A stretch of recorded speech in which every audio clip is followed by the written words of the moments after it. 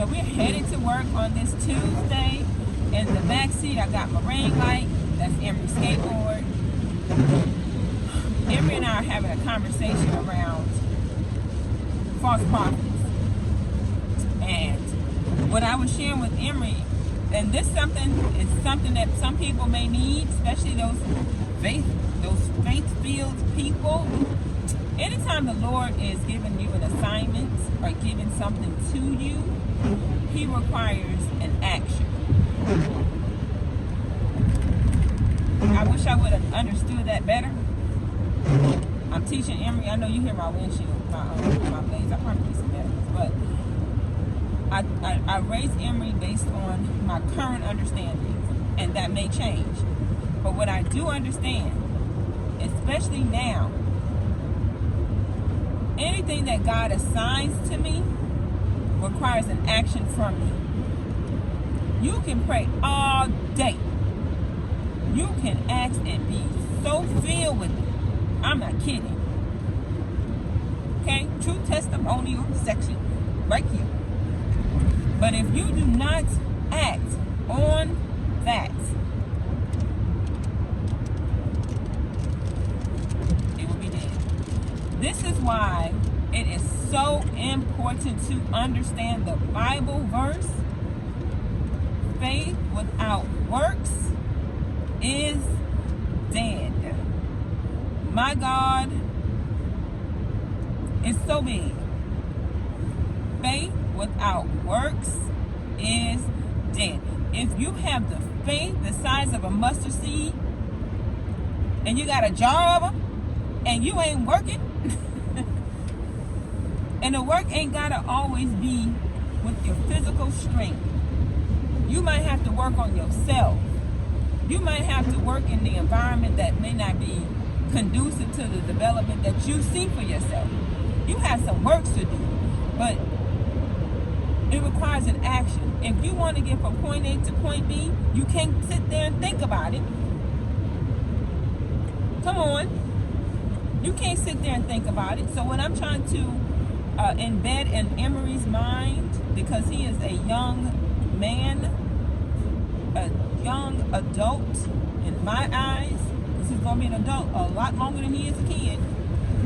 Whenever you make a conscious choice, include yourself in that choice. Don't detach self from choice.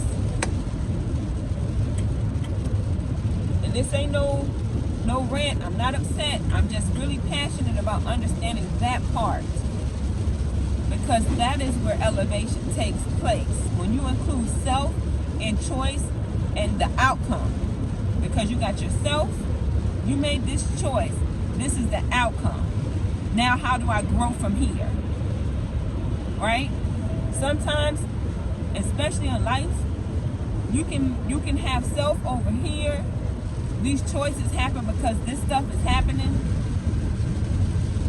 This is the outcome because these are my circumstances. It's not true. Yourself is here.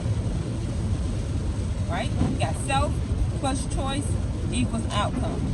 Ain't no outside entity making you make these choices.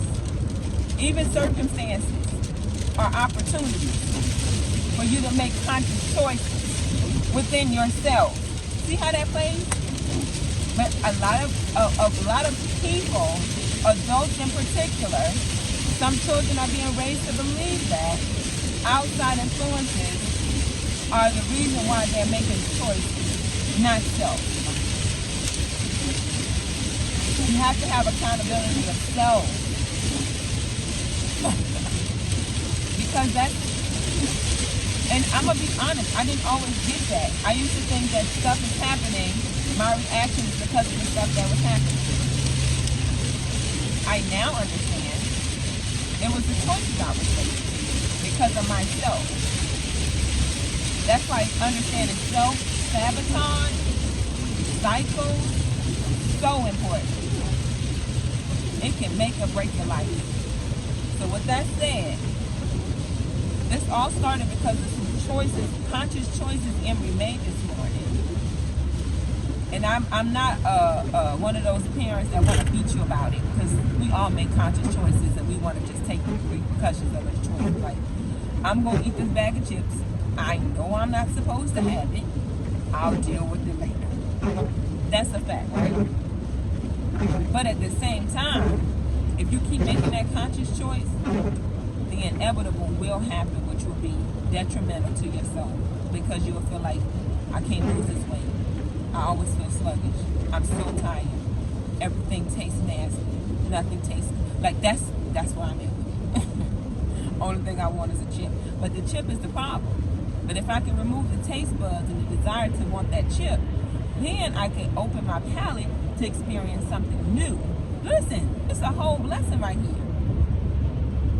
Include self in those choices and understand that's why the outcome is what it is.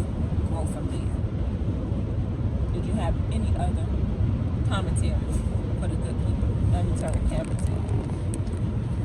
Because I like to include him. He's smart. Emory is very smart. Emory has very, very good sense in his ability to understand and apply. The only thing is he has a small amount of detachment from self. His awareness game is like, whoo, if I was that aware at 10, confident, and he's aware. But if we can just work together, that's how I look at it. I tell Emory honestly, I'm here to help. Yeah, my title is mother, but my assignment is a helper. Naturally, I'm a nurturer. I embrace that part about me. I used to try to run from it, but I'm naturally a nurturer. I'm a very caring individual.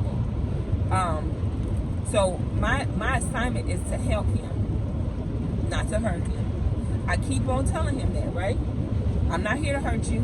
I want to help you. And in order for me to help you, you got to be honest with me. That's how I raise him. It's important.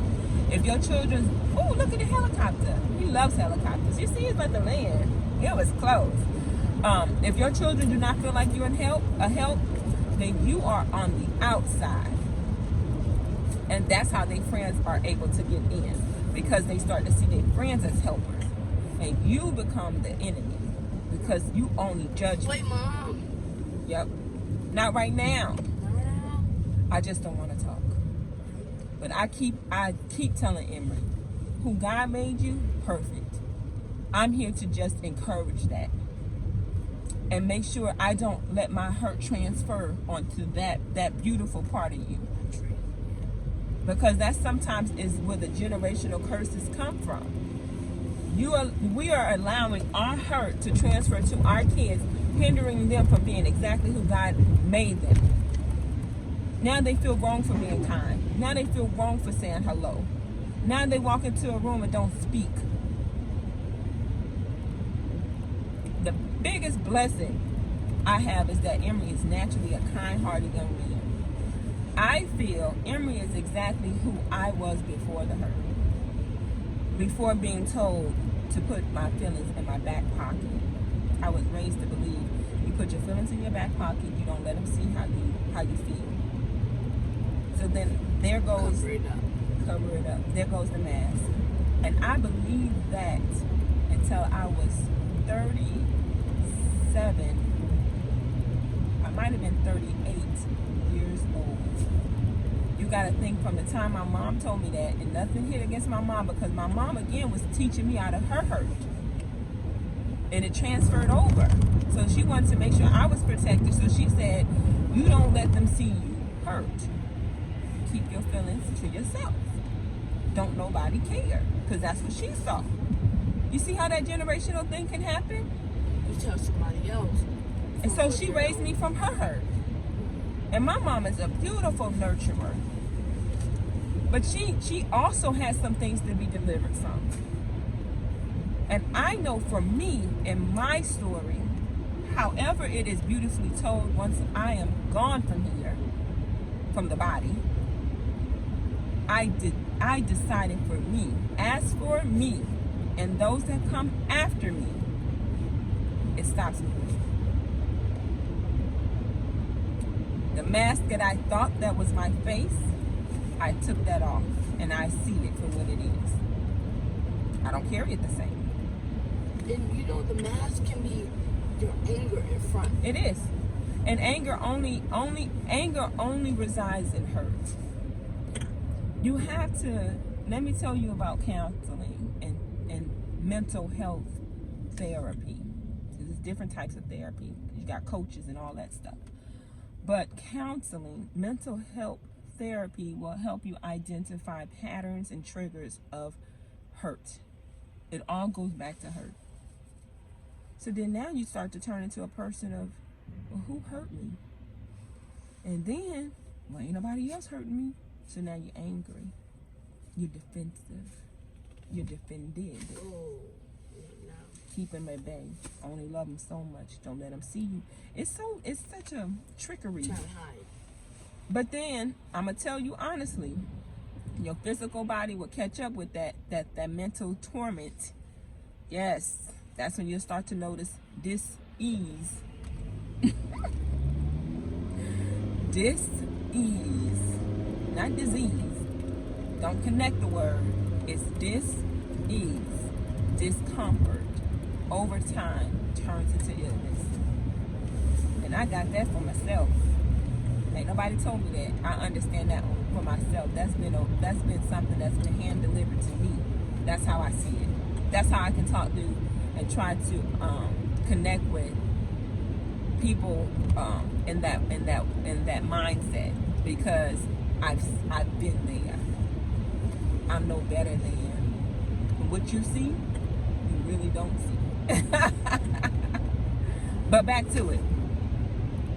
So, what did you learn from today's conversation? Because it's 11 minutes, and I'm going to definitely post this because I really want to share this topic of conversation. And I also told Emmy we're going to start doing videos together where we're having conversations between a single parent and a child. And I only have one child, so if you have multiple children, you have to sit yourself down, deal with yourself. You have to deal with yourself and see your hurt for what it is. Then uncover all of that, okay, once you deal with yourself, but then you have to go into your child. And fortunate for me, I knew my capacity for children I thought it was 0, but it's 1. And I may be able to, help other children, but for my own sake, because I want to, I'm a nurturer, so I have to connect. And for Emery, the fortunate part is I can mute out everything else that he may be going through because I understand his emotional side, right?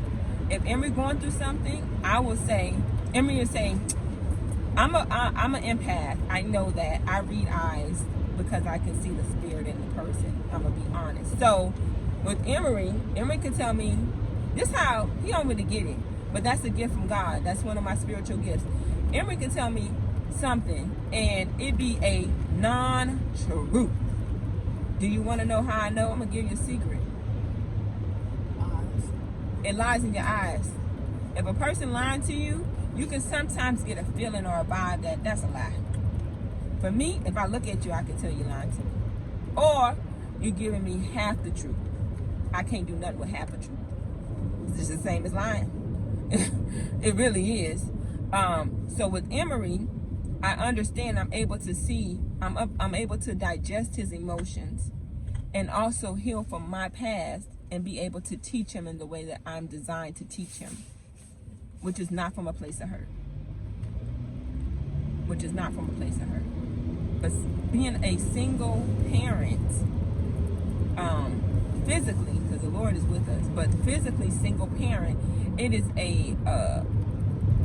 definitely doable, but it is a two-man job. So you need to find some sources that can help you understand, especially raising a female, raising a male child. And then if you have traumas from male relationships, and you can see patterns in a child, you can't take your hand off of them. And I don't even think. Like I said, I'm here to help. Do you feel like I help you? Not just about the house, but with life. Do you feel like Do you feel like I'm hard on you? No, you just want me to really get it. I do. That's true. But do you feel like at times that I go overboard with my explanation of things? No. Well, but sometimes I feel like you do try to get it in me, stick it, because I keep saying it. Mm-hmm. I don't want to say, I guess it's like a banter. So I'm a talker. I embrace that part about me. I love to understand, so I love to be understood. You won't at this point in my journey, because I was muted. I had muted myself for so long, so it was hard for me to tell you how I felt. I would just leave, and you would never know why I stopped talking to you. I've had I don't want to say I really had friendship except for one, and she's passed. And even in that relationship, I didn't really share. But we can talk and we can connect. But I still was hurting, so I didn't share parts of me that I should have shared with her. And that's just the truth. But I love understanding, and I love being understood. Because when you understand something, can't nobody take that from you. Even if you need to learn it different, once you understand just the basics of it. So when I talk to him and teach him, I feel like repetitive conversation is how it's going to get him. But I understand he is a person that likes to act. So I can say that is hot. I learned this from him being a toddler. That is hot. Don't touch that. Parents, come on. Come on, parents. What they do? Touch it, go crying. I taught Emmy self-soothing long time ago. So if he fall, what you do? But what you say when you get back up? Nope. See? Nope. You don't even know what you be saying. It's crazy. People like, that's all right. I'm good. I'm all right. It's not that he don't feel it. He just know if it knock me down, it ain't gonna keep me down. He know that. He know that. I raised him that way. I encourage him to think that way, because a lot of times if you do not encourage them to think a certain way, when opportunities happen that can look like a block, they'll stop. Ain't no stops over here, cuz. That's that California coming out. Ain't no stops over here, cuz. Nope. He's a young man and a leader. He can't stop. Nothing comes easy, and nothing happens by chance.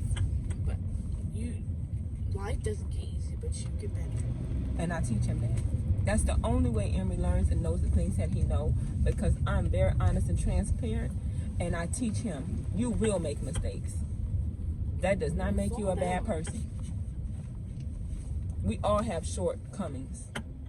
We have short incomes. No, we don't have no short incomes. You whatever you want, you can have. You just gotta change your mindset and know you're worth it, and you are worthy. But that's it. That's what I wanted to share. That's just one of our conversations we're having. I know he's half out of frame, but I have a client right now, so I'm going to switch over to my entrepreneur hat, business owner, salon owner, and go and take care of my client. She wants platinum hair, so I got to run in here to Cosmo Pro before she comes, so I got about 10 minutes. All right, y'all. Talk to y'all later.